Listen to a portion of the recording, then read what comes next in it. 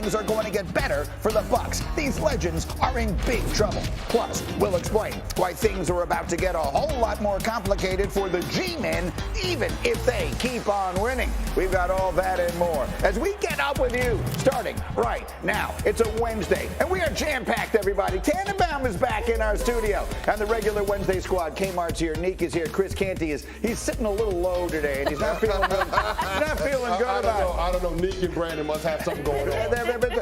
We all feel better about ourselves as a result, one way or another. There's only one place to begin. Oh, did you hear from Aaron yesterday? In Green Bay, Packers are reeling. They've lost 3 straight. It began in London, where the Giants scored 17 unanswered in the second half, came back and beat the Packers 27-22. The very next week, the other New York team, the Jets, came to Lambeau and outscored the Packers 24-7 in the second half, stunning the Cheeseheads in their home stadium. And then this Sunday, the Commanders behind Taylor Heineke. That didn't matter. He had more yards than Rodgers, handing the Packers their 3rd straight loss. Now they get Buffalo. Here was Rodgers with Pat McAfee yesterday. You have to really be cognizant of when is the right time to speak and when is the right time to listen. There are times to listen, and then there are times where you've heard enough. And now it's that time to really crack the whip a little bit. You know, guys who are making too many mistakes shouldn't be playing. Got to start cutting some reps. And maybe guys who aren't playing, give them a chance. So that was ominous.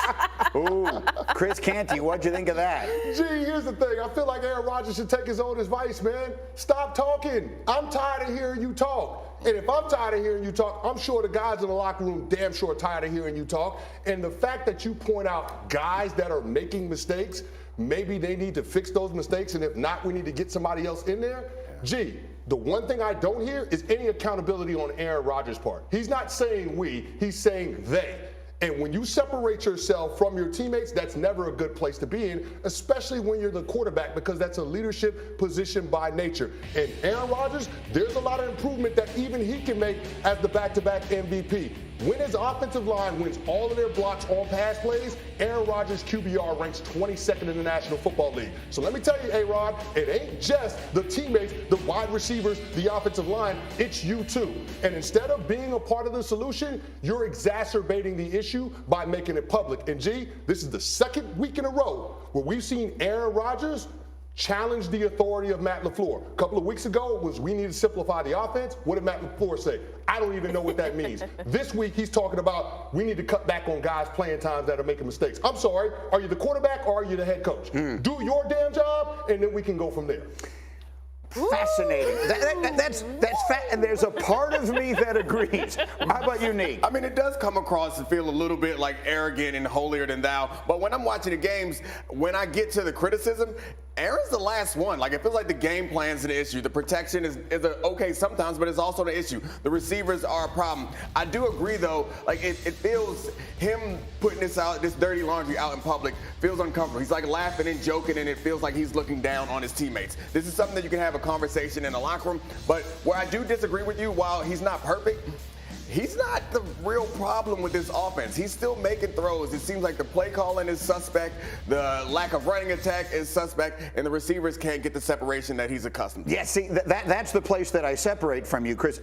Should he be saying exactly what he's saying? Is he the world's best leader? I think you can make the arguments. The answers to those are no. But the reality is, if I were to make a list watching them play of the 10 biggest problems the Green Bay Packers have, he's not on that list. What do you think, Kmart? Is it bad that I love Aaron Rodgers like villain season? I'm all for this guy. I mean, he just sounds like super maniacal, and I'm really for it. Yes, he's calling out his head coach. Yes, he's calling out his teammates. But are we expecting Aaron Rodgers, like, do we not know who this is now? Like, why are we surprised by any of it? And he even said on the Pat McAfee show that his QB coach graded him, this was his highest single game, like, yeah. So Rodgers is letting everybody know it is not me. And I think, to your point, you've always brought up how he should have been there in the offseason. Aaron's not trying to hear all that. I think they have a lot of issues, but I love him saying that, guys, you know, if you're not playing well, you should sit. That's a challenge to Matt LaFleur. Unlike Brady, where I feel like it's like we got to hope and we got to wish and we got to pray and it'll get better, I kind of like it. Yeah, and sure, he should have been there in May and June, but if we spin it forward, those two young receivers guys, Christian Watson in the second round, Romeo Doubs in the fourth round, combined have 33 catches through 7 games. That's not good enough.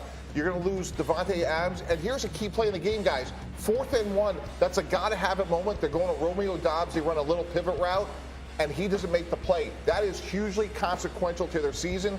The other point, I understand we're beating up Aaron Rodgers, but this team should run the ball more. Yeah. Aaron Jones, A.J. Aaron, Dillon, though. those guys have been productive. As Hembo reminded me, they're 6th in the NFL in success rate. So let's hang our head on what we do well, and right now it's not throwing it to those young receivers. Here's what I think, and maybe Rodgers is just talking because these are the things that are in his head. But I also think frequently coaches, and maybe in this case Rodgers, he's sending a message. And I think that message he's sending is less to these young players who can't catch, by the way, but more to his coach. I think he's talking to his coach indirectly because the reality is, to his point, they're running. Dan Orlovsky was very critical of the plays they're running, how incredibly predictable it is. They're not running the football. They're doing the wrong things. And I think that is as much as anything what Aaron Rodgers is saying, whether you agree or disagree with the way he's going about saying it. Well, here's the thing. Does it help Matt LaFleur with Aaron Rodgers going about this business the way he is by being critical of how the organization is dealing with the young players? It doesn't. Does it help those young players? Does it help the head coach? Does it help the general manager when he says, you know, maybe we might need to make a move at the trade deadline? It doesn't. None of those things help in terms of being able to get the results that you're looking for. Now, as far as from a game planning standpoint, them wanting to run the football more, it's hard to want to run the football. It's hard to run the football when your quarterback insists on being able to see the entire field and he doesn't want to utilize play action to take the shots down the field. This is a new record. It's hard to do all of those different things. So all I'm saying is it's not all on Aaron Rodgers, but we got to look at the guy that's making $50 million a year and say, you got to be more a part of the solution. It's a new record. We're only 7 minutes into the show, and I'm ripping up the rundown, okay? We are staying on this, Allie. I'm sorry. Go ahead. Yeah, no, I mean, first of all, as you know, I was going to say when you started talking about his money, get out the man's pocket. But it's real, though, Dom. I know, It's real, though. It's real, the though. point is, It's a salary cap. That's He was fine. right about that. That's $50 fine. million. The assumption is, if last week what he said was like tactful, he was like, hey, maybe we should simplify things. This week he steps it up. So my assumption is you want him to keep the stuff in-house. He probably kept it in-house And he's for the like, first it's 5 week weeks, 8, and they and still stink. So then he it's came out and week he gave a soft launch of, hey, let's simplify things. And then the head coach who has been putting out terrible game plans was like, I don't know what that means. They lose again. He plays well. Then he comes out and says, look here, y'all need to sit some people down. That's right. And if he's probably already said this in the locker room, and he's not getting the response he wants. So while I agree it was uncomfortable and gross and I don't like it, man, the man want to win. He's trying whatever he can. Because it's week 8.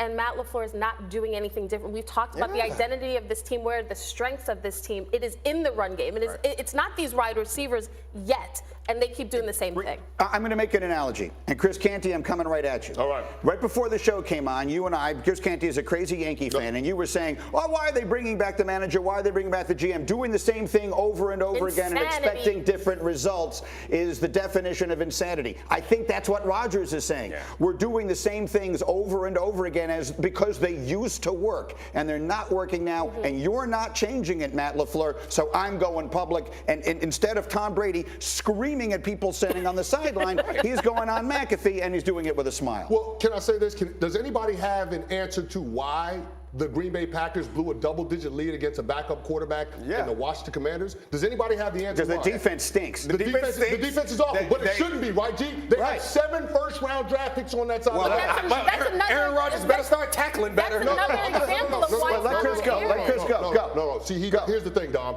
We're saying that they're underachieving based on the talent level that they have on this team. Yes. That's what makes you have to question the leadership. When I have to question leadership on a team, it's the head coach and the quarterback. How can Aaron Rodgers not be a part of owning the mess that's happening in Green Bay now? He absolutely has to be. Right. Is that fair? Yeah, leadership is all about context. Let's assume next Monday they get smoked by Buffalo, right? What is he going to say next week? Fair assumption. Right? So you have to figure out how you're going to get the most out of your guys. And to me, it's about Christian Watson and Romeo Doubs, the 2 players that were brought in to replace Devontae Adams. And I'm hard-pressed to think that you're going to talk to some leadership expert that says calling them out on national TV is going to bring out the best. Well, why are we not.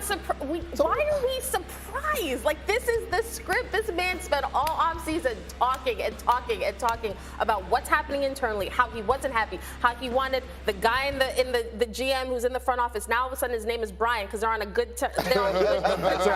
Like, he's been doing this and it has worked, and he's been given the leash. You can't be upset that he's using it. Maybe to sum it up, Chris, we would say no one's disagreeing that his leadership style is questionable, but perhaps it always has been. They've just always gotten so much stuff right around him, and he's so freaking good that not being a great leader is low on the list of concerns with him. Right now, the team is playing badly, and some of those cracks are starting to show. Well, maybe that explains why a guy that's won 4 MVPs has only been to 1 Super Bowl. Oh, well, said. now you've made a good point. All right, so one way or another. All right, very good. So right now, what's happening is back in Bristol, the people in the control room are figuring out what we're going to do next. One of the things will be the Cowboys. Are they one weapon away from being super? I'll tell you what.